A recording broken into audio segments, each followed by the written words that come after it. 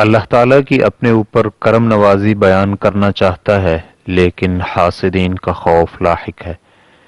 سائل کا کہنا ہے کہ اللہ کا مجھ پر بہت فضل ہے کہ اس نے مجھے زندگی میں بہت کامیابیاں عطا فرمائی ہیں، کاروبار، دین اور مجموعی طور پر پوری زندگی میں مجھے کامیابی ہی ملی ہے۔ کئی مرتبہ ایسا ہوتا ہے کہ میں اللہ کے فضل سے میرے ساتھ ہونے والے اچھے معاملات لوگوں اور دوستوں کے سامنے بیان کرنا چاہتا ہوں، لیکن مجھے حاسدین کا خوف لاحق ہو جاتا ہے۔ یہ خوف اس وقت مزید شدت اختیار کر جاتا ہے جب میں ایسے لوگوں کے سامنے اپنی آسودگی کا ذکر کروں جو خود ذبوں حالی کا شکار ہیں۔ اس لیے مجھے ان سے حسد کا مزید خطرہ لاحق ہو جاتا ہے، اور مجھے یہ بات کرتے ہوئے شرمندگی بھی ہو رہی ہے، لیکن حسد ہماری شریعت حنیف کی روح سے بھی ثابت شدہ حقیقت ہے۔ تو کیا اسے ایمان کی کمزوری سمجھا جائے گا؟ اور اگر میں کسی دن صبح یا شام کے اذکار پڑھنا بھول جاؤں تو پھر کیا حکم ہے؟ رہنمائی فرما دیں۔ الحمدللہ والصلاة والسلام علی رسول اللہ۔ اس حوالے سے پہلی بات، یہ بات ذہن نشین کر لیں کہ آپ پر اللہ رب العزت کی نعمتوں کا حق ہے کہ آپ ان نعمتوں کا تذکرہ کریں۔ یہ اللہ تعالیٰ کے احسانات کا اقرار بھی ہے۔ اللہ رب العزت فرماتے ہیں وَأَمَّا بِنِعْمَةِ رَبِّكَ فَحَدِّثْ، اور اپنے رب کی نعمتوں کا تذکرہ کریں۔ سورۃ الضحیٰ آیت نمبر 11۔ ابو نضرہ رحمہ اللہ سے منقول ہے کہ نعمتوں کا شکرانہ ادا کرنے کے طریقوں میں نعمتوں کا تذکرہ کرنا بھی شامل ہے۔ ریفرنس کے لیے دیکھیے تفسیر طبری جلد نمبر 24 صفحہ نمبر 489۔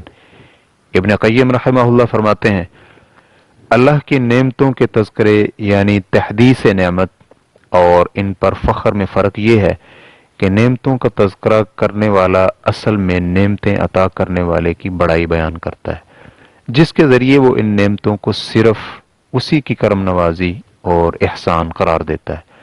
وہ اللہ کا شکر ادا کرتے ہوئے ان نعمتوں پر اسی کی ثنا خوانی کرتا ہے، لوگوں کو اللہ رب العزت کے انعامات بتلاتا ہے، جس کا مقصد صرف اللہ کی بڑائی، حمد اور ثنا بیان کرنے کے ساتھ ساتھ اپنی جان کو اس بات کا عادی بنانا مقصود ہوتا ہے کہ صرف اسی سے مانگا جائے، اسی سے محبت اور امید لگائی جائے۔ چنانچہ ایسا شخص اللہ کی نعمتیں بیان کر کے تحدیث نعمت کرتا ہے، جبکہ نعمتوں پر فخر کرنے والا شخص اللہ کی عطا کردہ نعمتوں کے باعث لوگوں پر زبان درازی کرتا ہے اور انہیں یہ باور کرواتا ہے کہ وہ ان سے اعلیٰ، افضل اور بڑا ہے۔ ہر وقت لوگوں کے سر چڑھ کر رہے، انہیں اپنا غلام سمجھے اور ان نعمتوں کی وجہ سے لوگوں کو اپنی تعظیم اور خدمت گزاری پر مجبور کرے، یہ سب فخر اور غرور کی علامات ہیں۔ نعمان بن بشیر رضی اللہ عنہ کہتے ہیں کہ شیطان کے انسان کو پھنسانے کے لیے بہت سے ہتھ کنڈے اور جال ہیں۔ انہی ہتھ کنڈوں اور جالوں میں یہ بھی شامل ہے کہ اللہ کی نعمتوں پر اکڑا جائے، اللہ کے بندوں کو تکبر کا نشانہ بنایا جائے اور اس کی عنایات پر شیخیاں بکھیری جائیں۔ ریفرنس کے لیے دیکھیے الروح صفحہ نمبر 312۔ ابن اسیر رحمہ اللہ کہتے ہیں حدیث میں مذکور لفظ مسالی سے شکاری رسیاں اور کنڈے مراد ہیں۔ یہ مثلاتن کی جمع ہے، مطلب یہ ہے کہ دنیاوی اور شہوانی ایسے اوچھے ہتھ کنڈے شیطان کے پاس ہیں جن سے وہ لوگوں کو بآسانی گمراہ کر دیتا ہے۔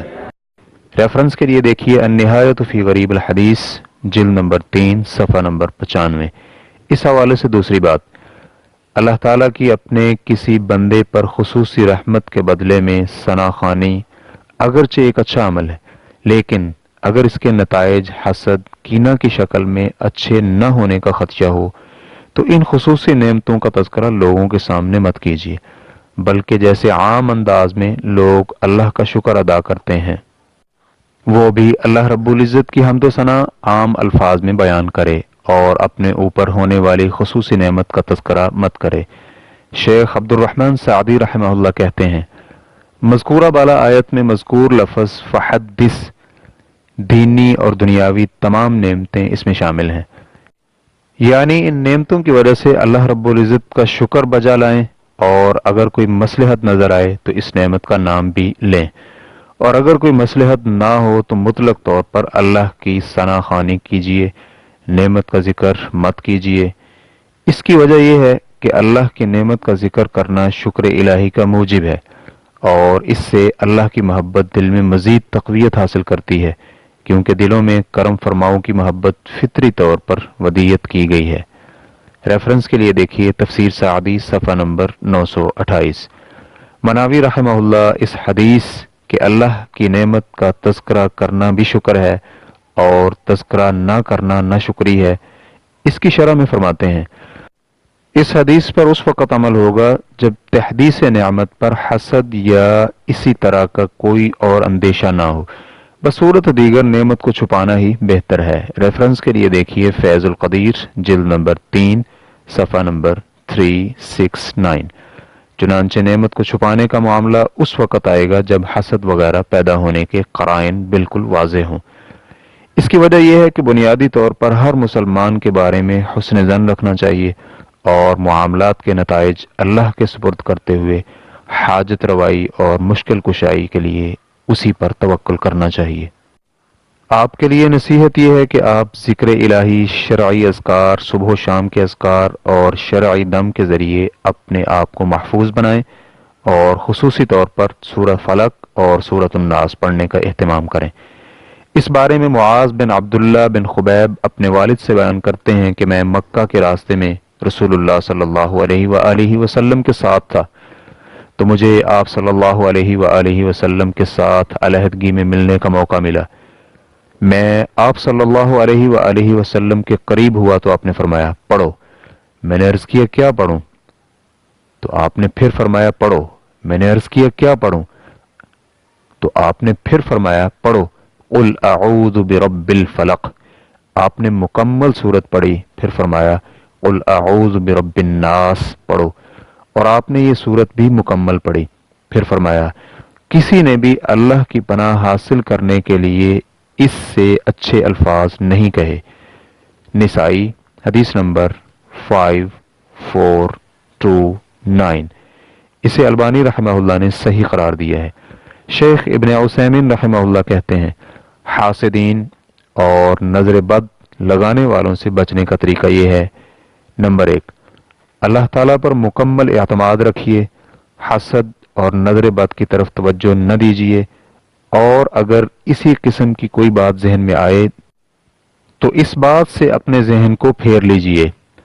نمبر 2، کتاب و سنت میں موجود مفید اذکار اور ورد کیجیے، انسان کے لیے یہ حفاظت کا بہترین ذریعہ ہے۔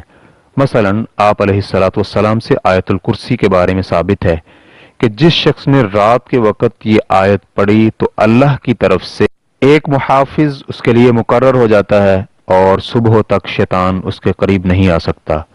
ریفرنس کے لیے دیکھیے فتاوی نور علی الدرب جلد نمبر 13 صفحہ نمبر 274 اور 275۔